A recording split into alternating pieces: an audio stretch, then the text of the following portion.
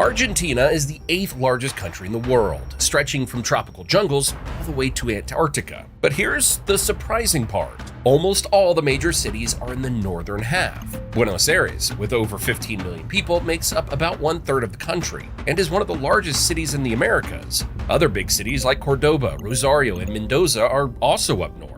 Meanwhile, the southern third of the country, it's almost empty. We're talking about Patagonia, the 6th largest desert in the world, a region bigger than Texas and New Mexico combined. Yet, barely 5% of Argentines actually live there. Not a single city has even 500,000 people. The largest city, Neuquén, has just 377,000 residents. Even Ushuaia, the iconic southernmost city in the world, has fewer people than a mid-sized American suburb. But here's the real kicker. Patagonia isn't some useless wasteland. This place is sitting on massive oil and gas reserves, and it's got world-renowned scenery that draws tourists from all over the world. So the question is, why does one of the most resource-rich regions on the planet look like a geographic ghost town? Well, the answer is actually pretty complex and involves everything from ancient geology to political decisions made over a century ago. Today, on Across the Globe, we're uncovering exactly why Argentina has no major city in the south. Now, you probably already know Patagonia is harsh, but the reality is even more extreme. While northern Argentina has fertile plains and river systems that are great for cities, Patagonia is a huge semi-arid plateau. Imagine endless windswept steppes, with the Andes Mountains blocking moisture from the Pacific, creating a massive rain shadow. The result? It's so dry that sheep ranchers need 2.5 acres just to graze a single sheep. This isn't farmland. It's land built for survival. Outside of a few river valleys, there simply isn't enough water or fertile soil to feed a major city. Buenos Aires thrives because it sits on the fertile pampas with access to the Parana River system. Patagonia? Its rivers are shallow, short, and mostly useless for navigation or trade. But here's where it gets interesting. Geography explains the how, not the why, because even harsh lands can develop major cities if there's a good enough reason. Think Las Vegas in the desert or Denver in the mountains. Patagonia has oil, gas, and a bunch of natural resources. So why didn't these lead to an urban boom?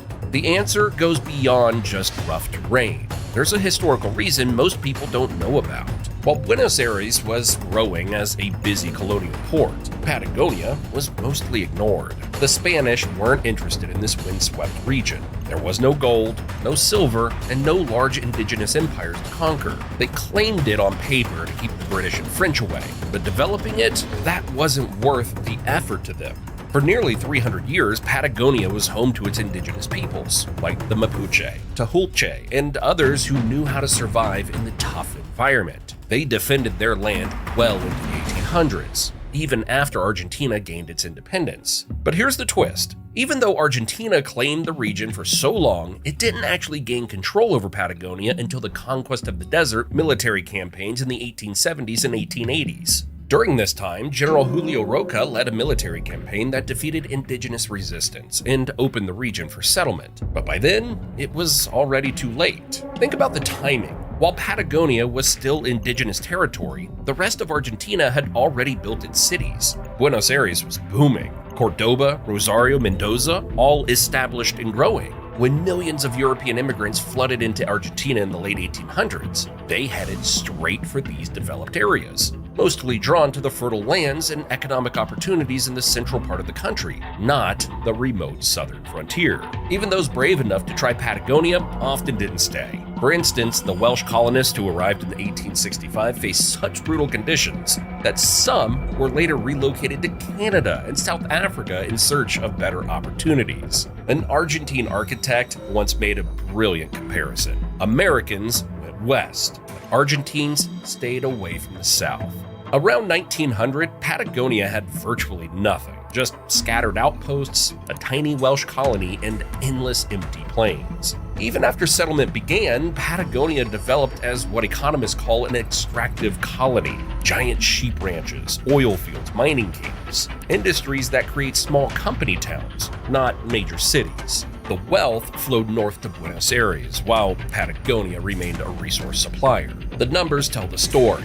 Today, 1/3 of Argentina's population lives in Greater Buenos Aires alone. while all of Patagonia holds just 5% of the country's people. That's not geography talking. That's 400 years of history leaving the South behind. But here's the thing. Harsh climate, tough terrain, and late colonization all played their part. But really, all they did was set the stage. The real reason Patagonia has no major cities cuts to the core of how Argentina developed as a nation: extreme centralization. And this is where the story gets really interesting. Argentina didn't just develop around Buenos Aires. It developed only around Buenos Aires. During the country's golden age in the late 1800s and early 1900s, Argentina became one of the world's wealthiest nations by shipping beef, wheat, and wool to Europe. But here's the catch. Virtually all of that wealth flowed through one port: Buenos Aires. Think of it like a massive economic vacuum cleaner. Railways were built like spokes on a wheel,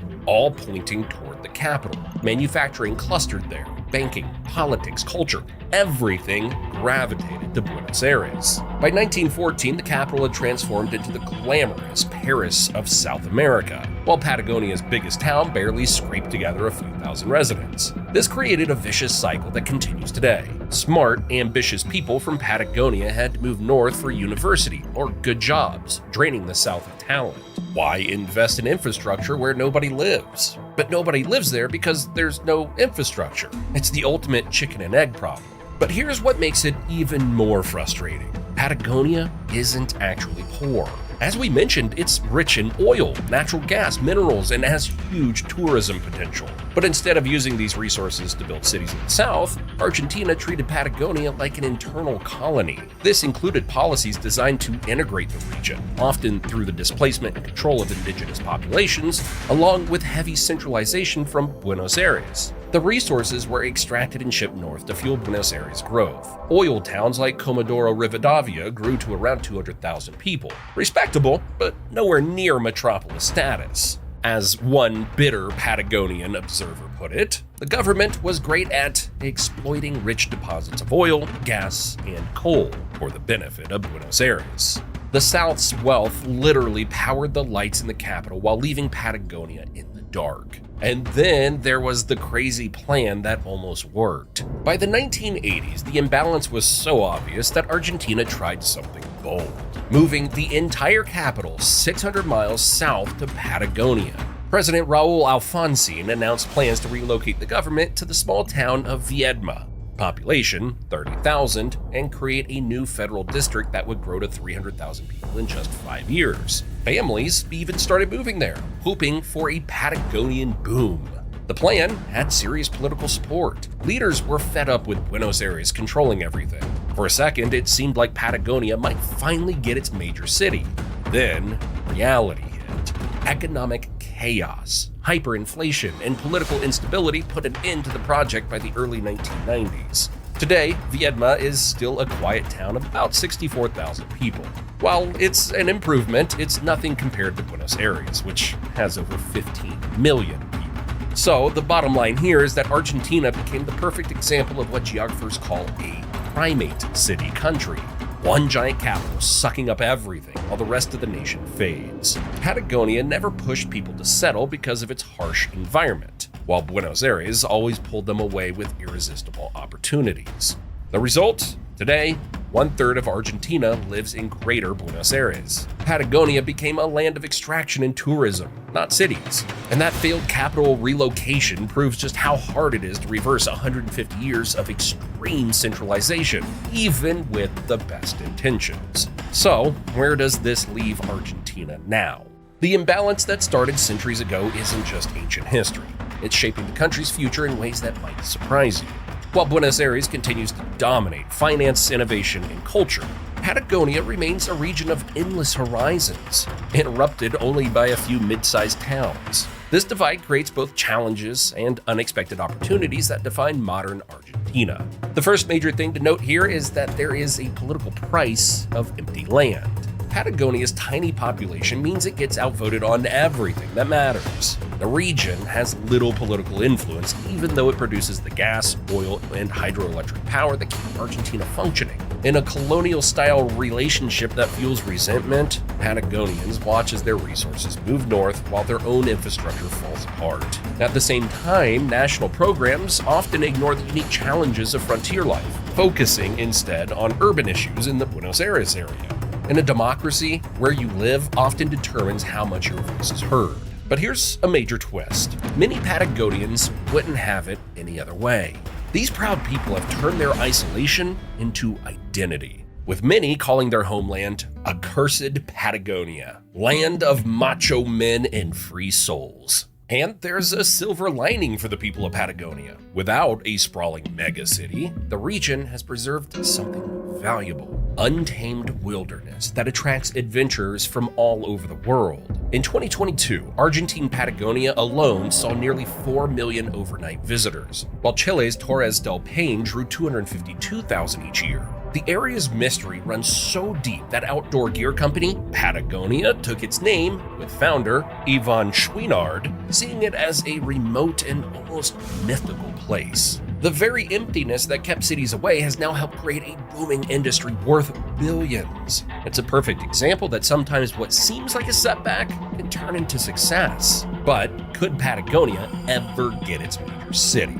Well, the dreams certainly persist. Antarctic research hubs, renewable energy capitals, tech centers, and scenic Bariloche.